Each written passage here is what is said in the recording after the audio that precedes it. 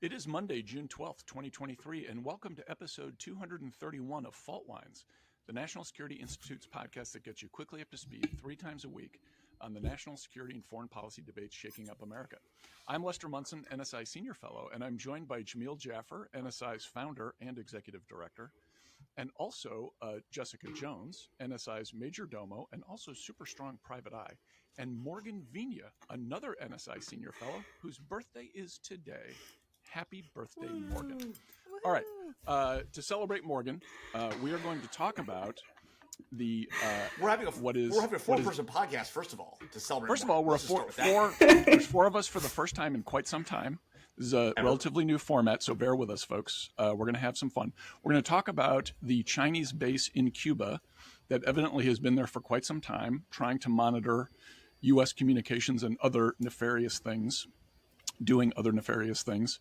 The interesting part of the story is the Wall Street Journal broke the story about China and Cuba talking about this base several days ago. The White House immediately said the story was wrong. Then a day or two later said, actually, there is a Chinese base in Cuba, and there are Chinese facilities also around the world that are spying on us. And also, this is all the Trump administration's fault. So, Morgan, it's your birthday. You get to go first. What do you think of this story? So, look, these reports are... Thanks, Jamil. So look, these reports are highly concerning. We know that Russia has had an intelligence presence in Cuba for decades, and China's clearly now expanding their presence, not only in Cuba, but as we know, among other Caribbean nations. So it really should be no surprise that the CCP is making moves to expand its intelligence presence. Clearly, the White House messaging on this has been bungled. They called the Wall Street Journal report inaccurate. Saying that the IC and specifically throwing blame on the Trump administration that, we've known about this base since 2019. And so while I do think that, 2 things can be true here, it's not exactly clear what the administration is trying to communicate here. So regardless of the fact, we clearly have an intelligence threat on our hands, and it remains to be seen what the Biden administration is doing about it.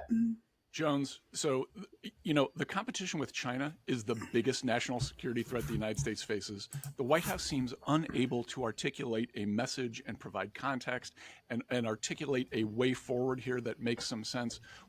That's my take. What's your take on the administration kind of fumbling of this communications issue?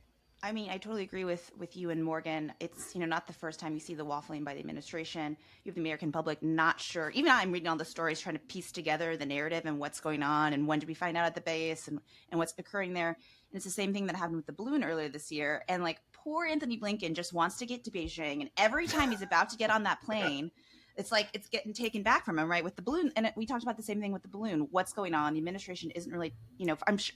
Maybe for real reasons, maybe not. They don't know, giving the American public messaging they can understand and take up. And so it seems as if they're potentially downplaying the story here so that Blinken can actually get to Beijing and have and talk to his counterparts. And to be clear, it's the silly balloon. Jess. It's the silly balloon. Is that from Biden? Is that the That is from Biden, yeah. President's labeling. Jamil, do you think this brilliant strategy from the White House is going to work? I mean, it's just crazy, Les. I mean, look, first of all, they canceled the Blinken trip, which is the right thing to do in the aftermath of the spy balloon. But they blamed the spy balloon on the Trump administration. Oh, they've known about it. There have been multiple spy balloons long before. Then they blamed the spy base. Well, first, it's inaccurate that it's a new spy base. It's actually been around since 2019, right?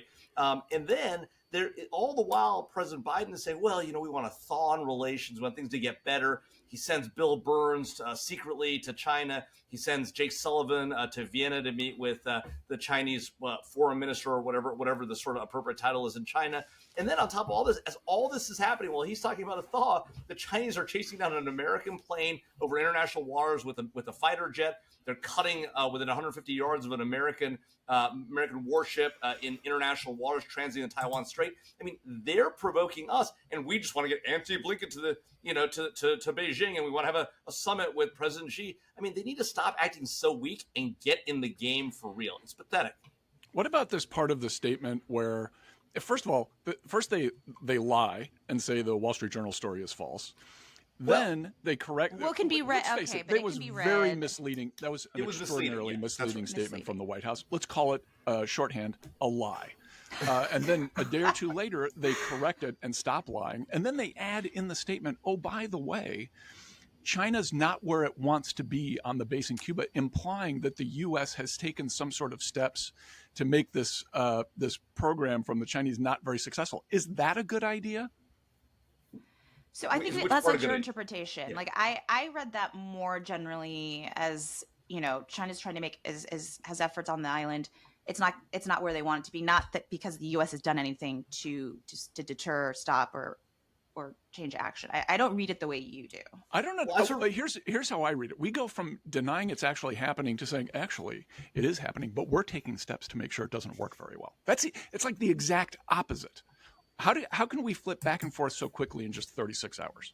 Yeah, but Morgan, I mean, you've seen the story before, right? They do the same thing every time. They're like, well, it's not actually a thing. Oh, it is a thing, but it's actually somebody else's fault. And by the way, we're actually solving the whole problem, right? I mean, you've seen this show a million times. Yeah. No, I mean, we saw it with the balloon. I mean, this is par for the course, I think, with the administration. I think what we're missing here is the larger point that there is very little deterrence from the administration to get China to stop messing with us, right? I mean, Jamil, you rightfully pointed out the Chinese warship issue, and then we had this flight issue coming very, very close to U.S. servicemen and women. And I think we really need to take a step back and look here overall at the Biden administration's approach to China and its overall lack of pushback here when China tries to mess with us. And I think, sending, our assistant secretary for EAP over to Beijing on the anniversary of the Tiananmen Square massacre is completely tone deaf. Sending Blinken now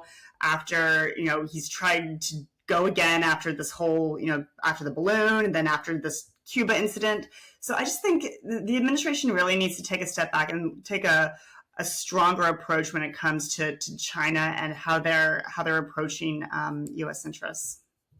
What I thought was an interesting comment, and I don't remember if it was the Wall Street Journal in particular, but in its description of the story, it was, China looking to countries that are in dire economic straits, here Cuba, and you can see that opportunity. There's a lot of countries that are feeling economic pressure right now, right? Who might not have a historic relationship the way we do with Cuba, an antagonistic one, but if given, Chinese support, economic support, might be more willing to partner with them to help them out. So I think that was underlying part of the story that I found very interesting. All right, let's do a quick lightning round, and everyone give a letter grade A through F for the administration's handling of this headline grabbing issue.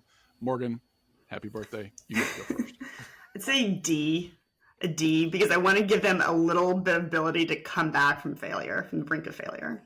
Jamil. It's so public school of Morgan, Now we give everyone better grades than they actually deserve.